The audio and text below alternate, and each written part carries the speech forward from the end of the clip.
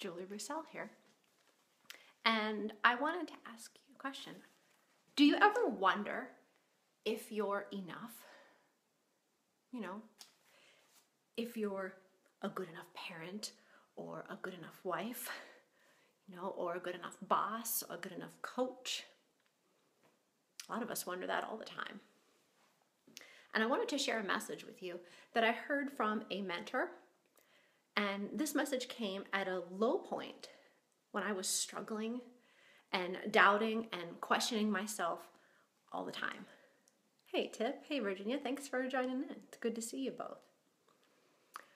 But this message was really important. And it came to me when I was struggling. And like I said, I wanted to share it with you because it impacted me so powerfully. And I'm hoping that it will do the same for you. So if I asked you right now to just turn to the person next to you and say, I am beautiful and I am enough. And guys, you can turn to the person next to you and say, hey, I am handsome and I am enough. Could you do it? What would their reaction be? I mean, if you're out in public right now, people hear you saying something like, hey, I am beautiful and I am enough. They're going to think that you're vain and conceited and shallow, right? And when you said that, you probably looked at the person next to you and most likely said it with no confidence and no enthusiasm. You're probably right, Virginia, who's next to you. Thanks for the laugh. But they're thinking that you're vain and conceited and shallow. And like I said, you just have no confidence and no enthusiasm when you say that. So bear with me for one more second. And if I asked you to just turn to the person next to you one more time and say to them, you are beautiful and enough. And guys, you are amazing and enough, or handsome, substitute whichever word you like. But could you do it again? And how did you say it? Like most of us, I'm betting that it would be louder and more enthusiastic and very easy to say. Why is that? Oh, hey, Danny, nice to see you. Why is it easier to compliment somebody else? Well, nobody wants to be caught tooting their own horn in public, right? And it's always much easier to believe that somebody else is beautiful and enough than it is to claim and believe that for ourselves. Thanks for the love. And one of the things that I learned in this message was that we always think that we're not enough. Enough of a mom or enough of a parent or enough of a spouse. And a lot of times we think we're not worth anything. Well, we're wrong.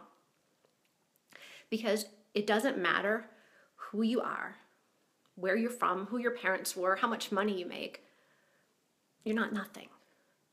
And that each one of us was created to be special and unique. And we each have our own talents and abilities and gifts. And we need to believe that we are beautiful, whether you're male or female, doesn't matter, and special, because we are, every one of us. And in order to truly live, achieve your goals, to believe greatness in other people, to lead people effectively, to be a great parent, you have to believe that for yourself first.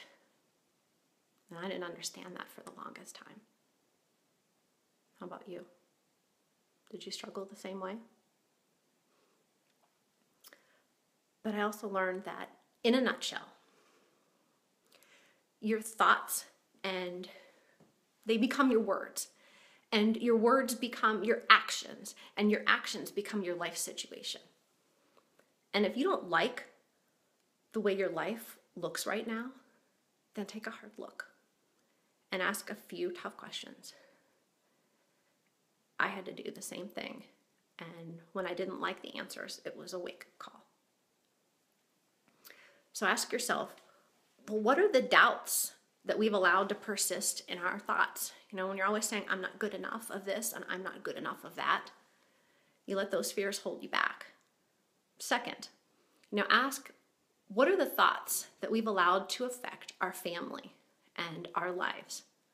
We act and project our attitude, and it's funny how when you're listening to your kids play quietly and they don't know you're around, how perfectly they can mimic us down to our very, very facial expression and even the diction and how they accentuate their words. Third,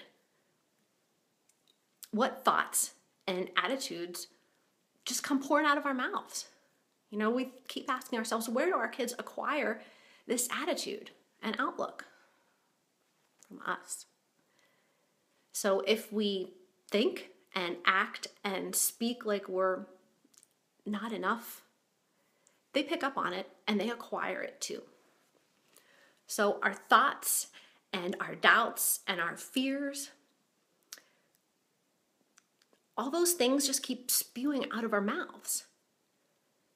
And they do it so many times that we start to believe it. And then our kids start to believe it too.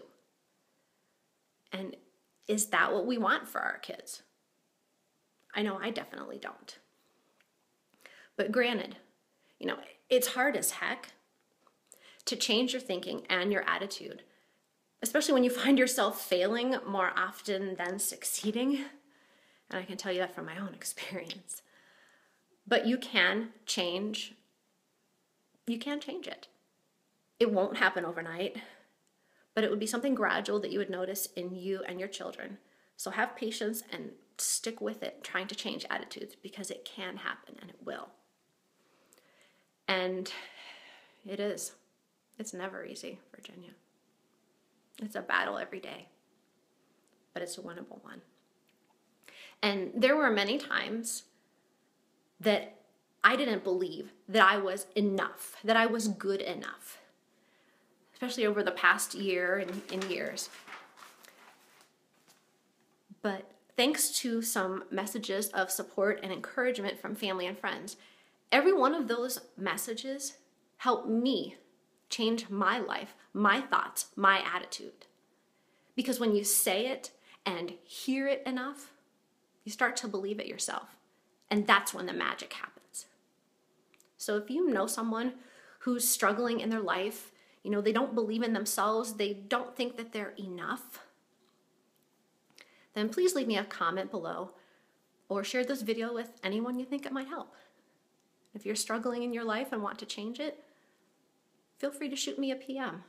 I'll be happy to share what I know. Ladies, you are beautiful and enough.